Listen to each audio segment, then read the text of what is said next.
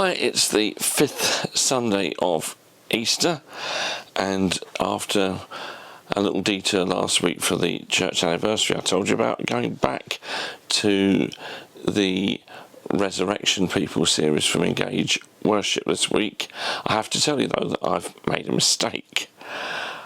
I was asked to send off the Bible readings at the beginning of the week to the person who was preparing stuff for church, and instead of looking at the readings for week 5, I sent her the readings for week 6. Well, it was too late to do anything about it, so I've prepared the week 6 stuff in week 5, and we'll do week 5 stuff next week. So we're at a certain chapter this week, and we'll dive back a bit next week. And that chapter is John 21, verses 1 to 14. Afterwards, Jesus appeared again to his disciples by the Sea of Galilee. It happened this way. Simon Peter, Thomas, also known as Didymus, Nathanael from Cana in Galilee, the sons of Zebedee, and 2 other disciples were together. "I'm going out to fish," Simon Peter told them. And they said, "We'll go with you." So they went out and got into the boat, but that night they caught nothing. Early in the morning, Jesus stood on the shore, but the disciples did not realize that it was Jesus. He called out to them, "Friends, haven't you any fish?" "No," they answered. He said, "Throw your net on the right side of the boat, and you will find some."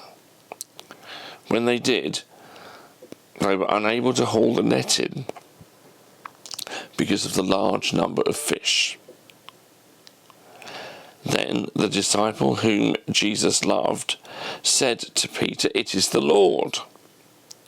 As soon as Simon Peter heard him say, "It is the Lord," he wrapped his outer garment round him, for he had taken it off, and jumped into the water. The other disciples followed in the boat, towing the net full of fish, for they were not far from shore, about 100 meters. When they landed, they saw a fire of burning coals there, with fish on it, and some bread. Jesus said to them, "Bring some of the fish you've just caught." So Simon Peter climbed back into the boat and dragged the net ashore. It was full of large fish, 153. But even with so many, the net was not torn. Jesus said to them, "Come and have breakfast." None of the disciples dared ask him, "Who are you?" They knew it was the Lord. Jesus came, took the bread and gave it to them, and did the same with the fish. This was now the 3rd time Jesus appeared to his disciples after he was raised from the dead.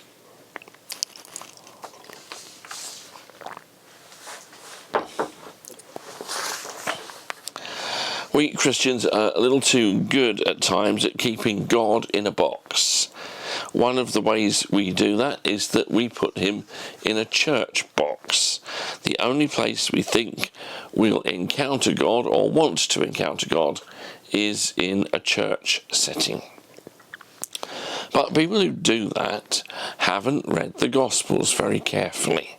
Much more of the action with Jesus is not necessarily at the synagogue or the temple, but in daily life.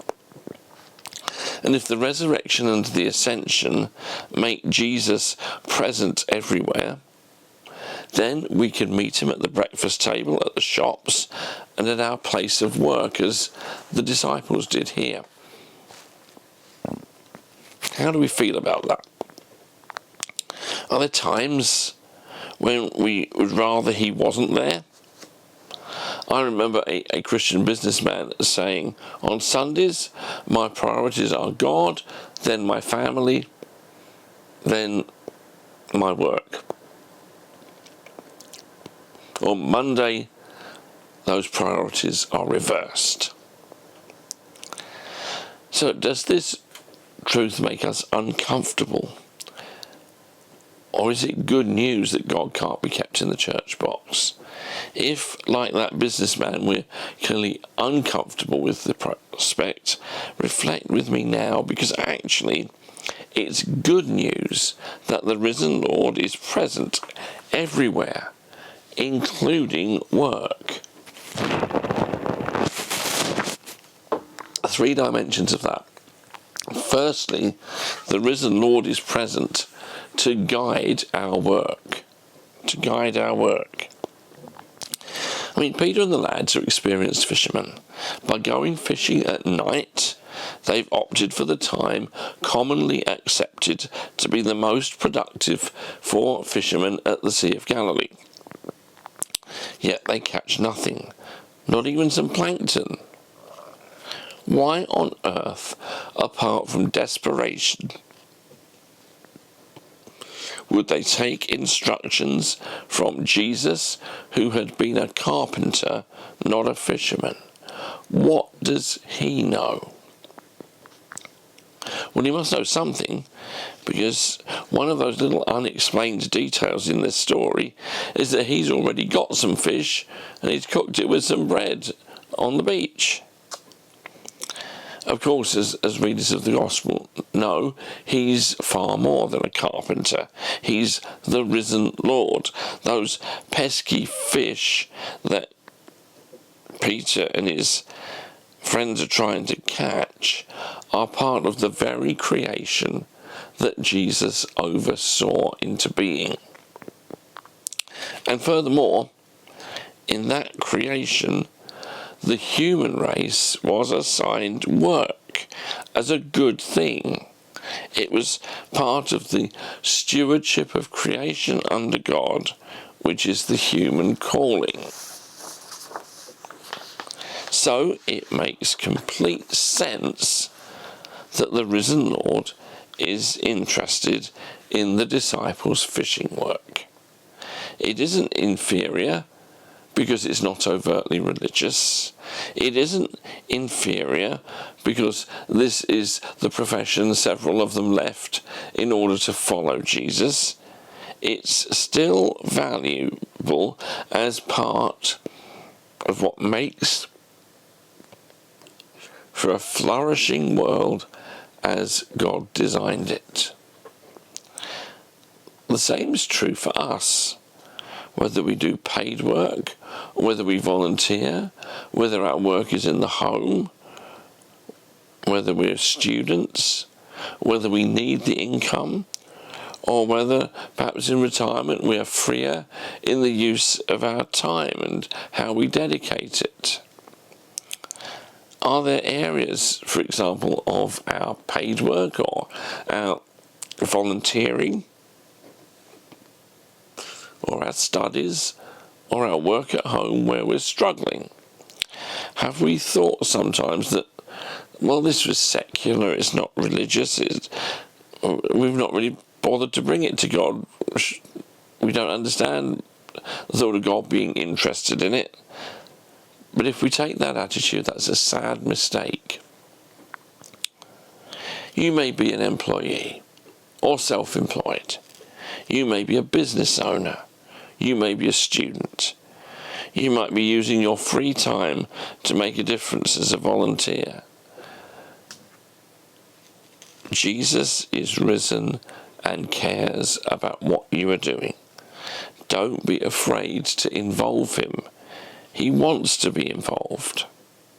So bring him that staffing decision you're wrestling with. Bring him that knotty problem your lecturer set you for an assignment. Bring him the moral issue you're wrestling with. He is interested and he's present to help.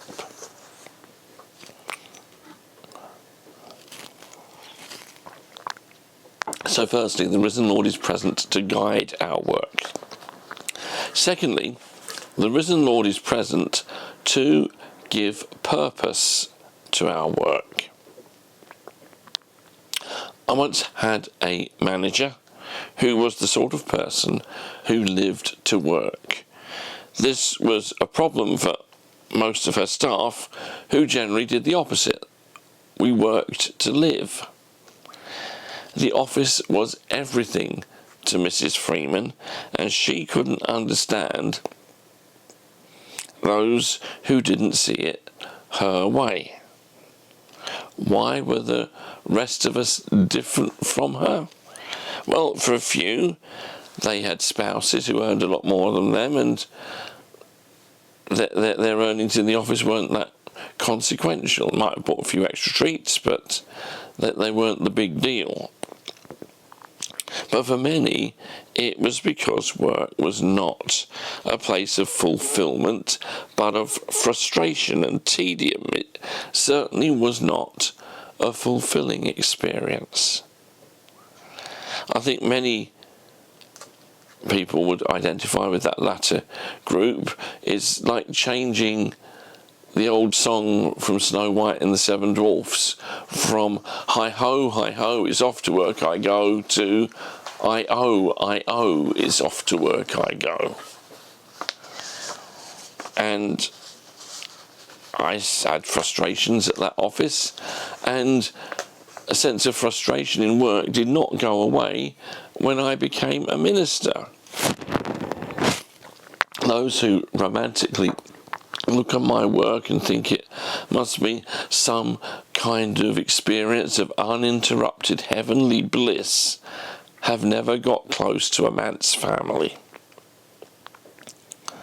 And I've also testified in previous talks that the Bible verse which just about kept me going during the worst of times was the first letter to the Corinthians, chapter 15, verse 58, the very last verse of Paul's great chapter on the resurrection, and where the conclusion, the climax he brings all his teaching to, is to tell the Corinthians that their labour is not in vain, because of the resurrection it's all worth doing.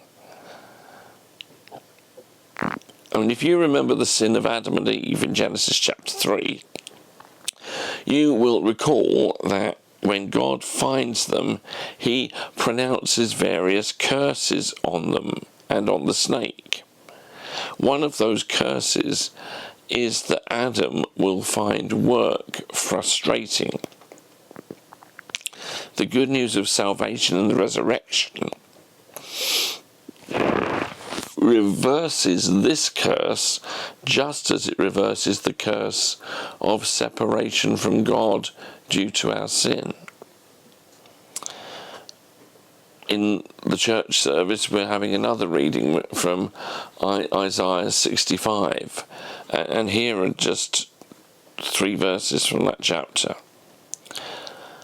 They will build houses and dwell in them. They will plant vineyards and eat their fruit.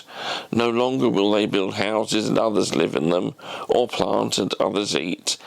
For as the days of a tree, so will be the days of my people.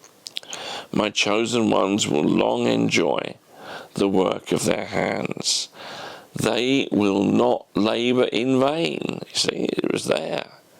Nor will they bear children doomed to misfortune. For they will be a people blessed by the Lord, they and their descendants with them.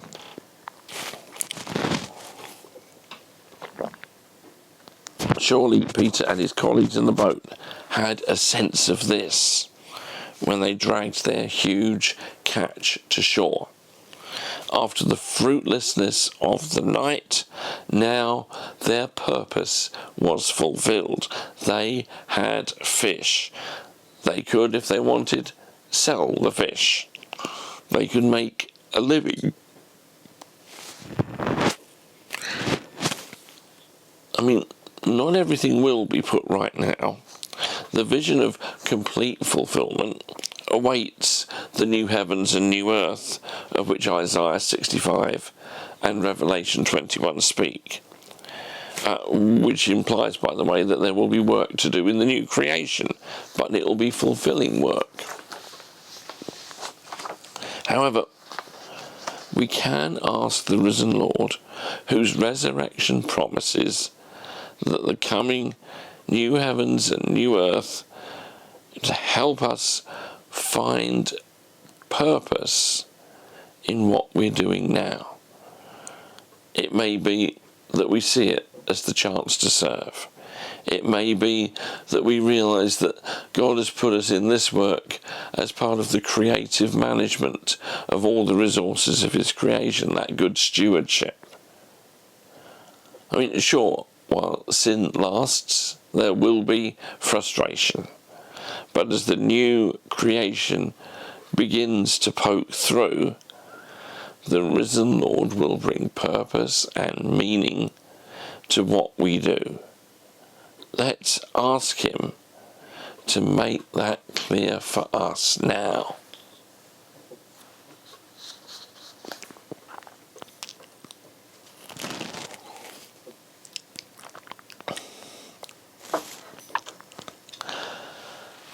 So, the risen Lord is present to guide our work and to give meaning and purpose to our work. And then thirdly and finally, the risen Lord is present to bless our work. I mean, 153 fish, bulging, overfilled, and heavy nets which miraculously don't snap.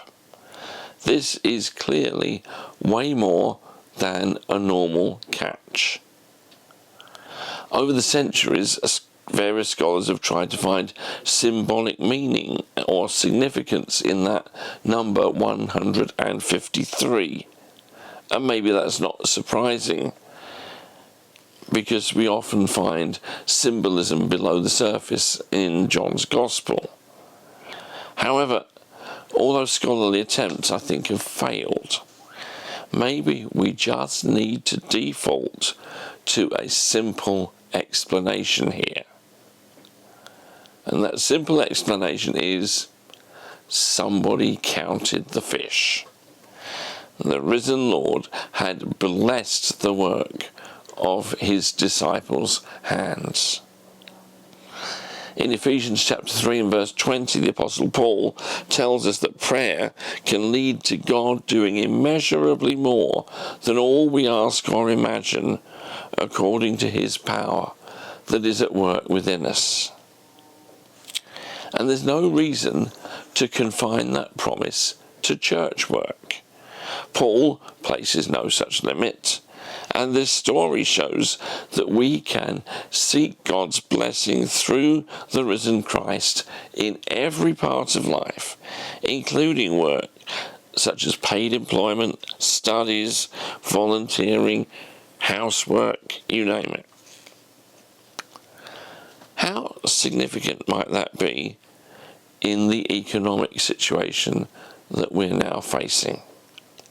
As prices increase at a rate we haven't seen for 30 years, as manufacturers' costs go up, as household budgets get squeezed to the point where more families are having to choose between heating and eating, would this not be a great time to ask the risen Lord to bless our work? So, what are the needs of your employer, your educational institution, your charity, your family? Pray that the risen Lord will be present to bless and to bless your work there. Yes, let's increase the range of people and causes that we pray God will bless. Not just churches and the sick, though we should pray for them, but all sorts of elements in society. As you walk along the high street in your village or your town, why not pray a blessing on the businesses, Okay, there will be one or two shops you see where you'll consider that their business is something inappropriate for divine blessing. Say, the betting shops. But why not pray that blessing on the business community of the place where you live? The prophet Jeremiah told those Jews who were forcibly deported into Babylonian exile that they should seek the peace and prosperity of the city to which God had carried them. Really? That pagan city? Yes. And this makes for an interesting challenge. Instead of complaining about our society or complaining about something in the church, why do we not instead pray blessing upon these places? Why not do that? Pray blessing through the risen Christ who is present there. So in conclusion, because the risen Christ is present everywhere, and he's present to bless, we need to get rid of our old sacred secular divide. As one preacher put it, the only thing that is secular in this world is sin.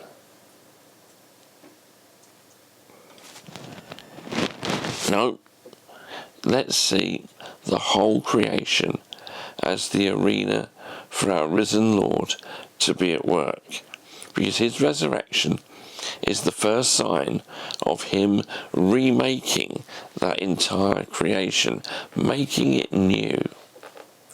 And let that vision of the risen one who transformed the fishing expedition of Peter and his friends be one that inspires us to pray and to believe that he also wants to transform our work, our studies, our volunteering, our work in our homes and among our families.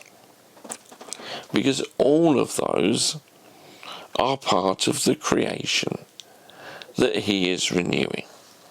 So let's join him in this work by our prayers and by our action.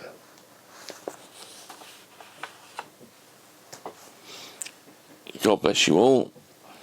If you've got time to hang around for another 3 or 4 minutes, there's a song coming based on this theme. Bye-bye and God bless.